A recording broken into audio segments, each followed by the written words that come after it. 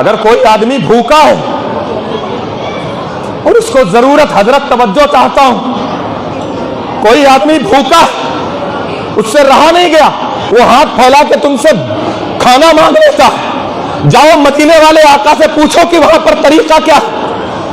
उस भूखे का आप मजाक उड़ाओगे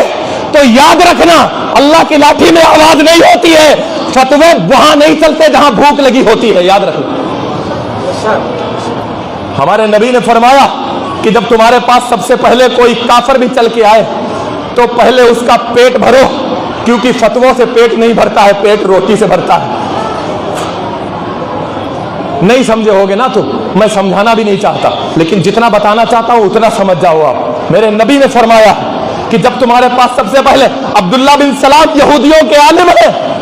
अब बात आ गई है हुजूर, याद आ गया, अब्दुल्ला बिन सलाम यहूदियों के आलिम है और यहूदी आलिम ईमान नहीं लाए अल्लाह के नबी पर, कोई यहूदी ईमान नहीं लाया, हाथ पर हाथ रखे, चंदे मादूदे इल्ला माशाअल्लाह, उंगलियों के पोरों पे गिन लो। लेकिन अब्दुल्ला बिन सलाम ने कहा कि मैं जाके चेक करूंगा कि ये खाली चरब जुबानी करता है, ये खाली चरब जुबानी है, ये जबानी जमा खर्च है, खाली फतवे चलते हैं, खाली खुश्क मामला है या तर मामला है, मैं जा करके चेक करूं। फतवे मारे जाते हो, मैं गलत कह रहा हूं तो मेरी जबान खींच लो, अगर मैं हदीस नहीं पढ़ रहा हूं तो। ये बुखारी की हदीस नहीं है हजरत, ये बुखारी शरीफ की हदीस ही तो पढ़ रहा हूं मैं, हमारे अकाबिरीन मौजूद हैं, मैं तो सबक सुना रहा हूं। अब्दुल्ला बिन सलाम ने फरमाया बस बस बस, आगे मुझे कुछ नहीं जानना, जो मजहब सबसे पहले भूखे को खाना खिलाने की बात करता है वही सच्चा धर्म और सच्चा मजहब और सच्चा इस्लाम है। और पढ़ लिया कलमा ला इलाहा इल्लल्लाह और मोहम्मदुर रसूलुल्लाह और हो गए मुसलमान। याद रखना